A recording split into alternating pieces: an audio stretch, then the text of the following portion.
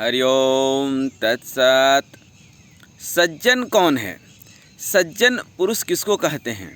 यूँ तो लोक व्यवहार में प्रायः हम सुनते हैं कि यह व्यक्ति विशेष सज्जन है और वह दुर्जन है। महाभारत में अर्जुन को सज्जन और दुर्योधन को दुर्जन कहा गया है। रामायण में भी देखें तो विभीषण जैसे पुरुष को सज्जन और रावण को दुर्जन कहा गया है। यूँ अनेकों उदाहरण मिल जाते हैं। लेकिन सज्जन वास्तव में है कौन? अच्छे व्यक्ति किसको कहते हैं? बुरे व्यक्ति किसे कहते हैं?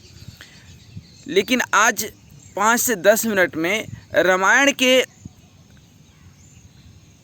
प्रमाणिक चौपाइयों से देखेंगे कि सज्जन कितने प्रकार के होते हैं। कौन है सज्जन?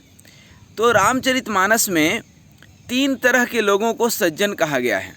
और ये 3 कौन हैं? एक हनुमान जी सज्जन की परिभाषा देते हैं, एक भगवान श्री राम देते हैं सज्जन की परिभाषा, और एक महामहिम परातः स्मरणीय परम पूज्य गोस्वामी तुलसीदास जी सज्जन की परिभाषा देते हैं। ये 3 परिभाषा अगले 5 से 10 मिनट में हम देखेंगे। तब यह कॉन्सेप्ट क्लियर हो जाता है कि वास्तव में सज्जन कौन है। लोक व्यवहार में हम किसी को भी सज्जन कह लेते हैं, कहना भी चाहिए। जो हमारे मन को अच्छा लगता है उसी को सज्जन कहते हैं। जो मन को अच्छा नहीं लगता है उसको दुर्जन कह बैठते हैं, या मन में रखते हैं कि ये सज्जन नहीं है तो दुर्जन ही होगा। लेकिन वास्तव में ऐसा नहीं है। आप जरा सा देखें, जब हनुमान जी लंका जाते हैं और वहाँ पे कहते हैं लंका निशिचर निकर निवासा, यहाँ कहाँ सज्जन कर वासा। अब उनके मन में एक सज्जन की खोज है कि कोई सज्जन मिल जाए तो सीता जी का पता बता दे। अब वो सज्जन को खोजने में लगे हैं और ये सोच रहे हैं कि इस लंका नगरी में, इस माया नगरी में, इस सोने के नगरी में तो सब सोए हुए हैं, यहाँ पर सज्जन मिलना मुश्किल है।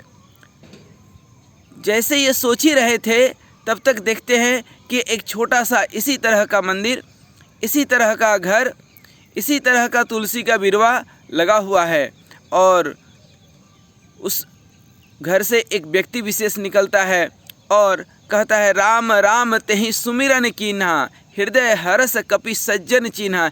एक सज्जन की परिभाषा हो गई। सज्जन की एक परिभाषा हो गई कि जो राम राम, जिसका हृदय में, जो हृदय से राम राम का उच्चारण कर रहा है, जिसके जीवन में राम है, उसी का नाम सज्जन है।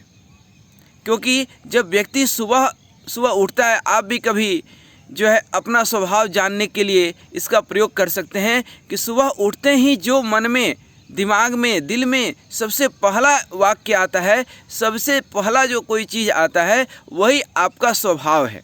यदि सुबह उठने के साथ ही स्वाभाविक रूप से, किसी को दिखावे के लिए नहीं, किसी को दिखाने के लिए नहीं, किसी को बताने के लिए नहीं, किसी को दुआ सलाम करने के लिए नहीं, स्वभाव बस यदि सुबह उठते ही राम राम मुख से निकलता है, इसका मतलब वह व्यक्ति विशेष सज्जन है। ये मैं नहीं कह रहा हूँ, ये हनुमान जी कहते हैं राम राम तेहि सुमिरन कीन्हा, हृदय हर्ष कपि सज्जन चिन्हा। जैसे ही सुबह राम कहे, वह समझ गए कि यह व्यक्ति सज्जन है। विभीषण की एक और विशेषता बताते हैं। विभीषण के दरवाजे पर, दरवाज़ा खोलता था तो दरवाजे पे भी उसने राम लिखा था। एक बार रावण ने देख लिया कि विभीषण हमारे लंका नगरी में रह करके हमारा ही खाते हो और राम गुण गाते हो, रावण का गुण नहीं गा रहे हो। तो अब विभीषण क्या करे? संकोच में पड़ गया, क्योंकि वास्तविकता बतला देगा तो रावण को अच्छा नहीं लगेगा, और रहना तो उसी के नगरी में है। इसलिए उसने दिमाग लगाया और कहता है कि नहीं भैया, ये वो राम नहीं है, ये तो आप ही हैं, आप ही का नाम है। विभीषण जी कहे कि आप ही का नाम है, तो रावण घबरा गया कि राम लिखा हुआ है, तुम मूर्ख बना रहे हो हमें। नहीं, बड़ा भाई पिता समान होता है और भाभी माता समान होती है। इसलिए रा से रावण, अम्मा से मंदोदरी, ये राम ओ है। रावण बड़ा खुश हुआ, अति प्रसन्न हुआ। लेकिन भाव क्या था? विभीषण जी का भाव तो राम का था, लेकिन रावण को खुश करने के लिए उन्होंने एक नया परिभाषा उसको दे दिया, जिससे रावण भी प्रसन्न हो गया और उनका राम नाम भी रह गया। तो एक सज्जन ये हुए। दूसरा सज्जन की परिभाषा भगवान श्री राम कहते हैं कि जो सबका ये माया मोह सब छोड़ करके जो हमारे चरणों में सबके ममता ताग बटोरी, सारा ये ममता ममत्व कर्तव्य छोड़ करके हमारे चरणों में मन और मस्तिष्क लगाए हुए है, वही सज्जन है।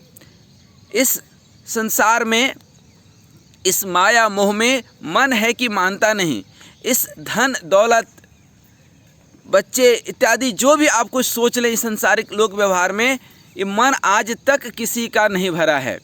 लोगों को देखे कितने लोग धन कमाए, पैसे कमाए, कितने पुत्र, कितने पत्नी, कितने पति, क्या किसी का मन भर गया? नहीं। मन तो उसी का भरता है जिसके मन में श्री राम है, जिसके मन में भगवान है, जिसके मन में मेरे ठाकुर हैं, जिसके मन में प्रभु श्री राम हैं, जिनके चरणों में जिनका लगन लग गया। जैसे मीरा का किसी से पूछना नहीं पड़ता है, जब मन हो जाता है तो आदमी निकल जाता है। जो भगवान के चरणों से प्रीति रखने वाले हैं, सदा नित्य ही दिन और रात 24 घंटा भगवान के चरणों में जिनका मन लगा हुआ है, वही सज्जन है। तो ये भगवान श्री राम सज्जन की परिभाषा देते हैं। तीसरा और अंतिम परिभाषा गोस्वामी तुलसीदास जी देते हैं। क्या कहते हैं? पर हित सरिस धर्म नहीं भाई, पर पीत, अर्थात किसी को दुखी देख करके दुखी हो जाना और किसी को सुखी देख करके सुख हो जाना, यही सज्जन का पहचान है। आज समाज में बिरले कोई मिलता है कि आपका सुख देख करके सुखी हो और आपका दुख देख करके दुखी हो, उल्टा हो रहा है। इसलिए तो रहीमन कहते हैं कि निज मन की व्यथा मन ही राखो गोय। किसी को भी आप अपना दुखड़ा सुनाएंगे तो वह सुन करके ऊपर से सांत्वना तो दे देता है, लेकिन मन ही मन खुश होता है। व्यक्ति आज इसलिए दुखी नहीं है कि वह दुखी है, नहीं, पड़ोसी सुखी है इसलिए वह दुखी है। क्यों? कि तुलनात्मक अध्ययन करता है, हमेशा हमेशा अपने आप को अपने तरह से जीवन नहीं जीता है। तुलनात्मक कि सामने वाले के पास महल है तो हमारे पास भी होना चाहिए, सामने वाले का बच्चा पढ़ने में बहुत तेज होना है तो हमारा भी बच्चा होना चाहिए, सामने वाले के पास इतना धन संपत्ति है तो मेरे पास भी होना चाहिए। एक जो कंपटीशन की भावना है, एक प्रतियोगिता की भावना है, एक तुलनात्मक जो भावना है, इसलिए व्यक्ति विशेष ईर्ष्या करता है, इसीलिए कामना करता है, इसीलिए उस कामना की जब पूर्ति नहीं होती है तो क्रोध भी करता है। तो काम, क्रोध, मद, अब क्रोध को शांत करने के लिए मद्यपान भी करता है और कहीं पर उसके कर्तव्य से लोभ जागृत होती है, लाभ होता है तो लाभ के ऊपर एक और डंडा लग गया तो क्या हो गया? लोभ हो गया। तो ये लोभ, वासना, ये सब कभी तृप्त नहीं होने वाले हैं। तो गोस्वामी तुलसीदास जी ने समुद्र का उदाहरण दिया है कि जब चंद्रमा पूर्ण होता है पूर्णिमा की रात्रि में तो ज्वार भाटा होता है, अर्थात पूर्ण कौन हुआ? चंद्रमा। खुश किसको होना चाहिए? चंद्रमा को। चंद्रमा तो खुश हुआ, लेकिन चंद्रमा की खुशी देख करके समुद्र फूले नहीं समाया, वह खुशी से उमड़ पड़ा, ज्वार भाटा हो गया। तो वह उदाहरण जो है तुलसीदास जी देते हैं कि दूसरे के सुख में भी अपने को सुखी होना चाहिए, कि वह उसका पुरुषार्थ है या प्रारब्ध है, जिस कारण से भी उसको सुख मिला है, भगवान करे वो सदा सुखी रहे। मैं अच्छा हूँ, बहुत अच्छी बात है, मैं ही अच्छा हूँ, यह बहुत बुरी बात है। इसलिए सब अच्छे हैं, यह मन में भाव लेकर के दूसरे के दुख में यदि सहायक हो सकते हैं, सहायता कर सकते हैं तो करनी चाहिए, और दूसरे के सुख में सुखी होना चाहिए। गोस्वामी तुलसीदास जी कहते हैं कि पर धन पत्थर पर स्त्री मात समान, जहाँ पर हरि न मिले तो तुलसी जमान। अर्थात जीवन में पर धन, किसी के भी धन देख करके मन में ईर्ष्या का भाव नहीं आनी चाहिए। जो हमें मिला है, जो मेरे पास है, वो नहीं है कम, जो नहीं है नहीं है गम, जो नहीं है नहीं है उसका ख्वाब, जो है वो है लाजवाब।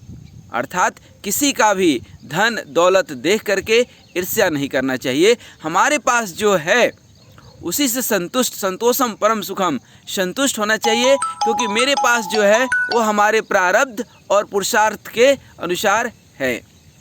और पर स्त्री अर्थात कोई भी माँ बहन बेटी हो वह मातृ समान है, वह जो है जीवन में माता के समान उसको हम आदर दें। मातृ कहते हैं ना प्रतिमा, अर्थात प्रतिमा हर एक जो है मातृशक्ति में सादर नमन, हम उसको जो है मातृशक्ति अपने माता के समान समझें तो यह हमारा हृदय निर्मल हो जाता है। निर्मल मन जन मोहि पावा, मोहि कपट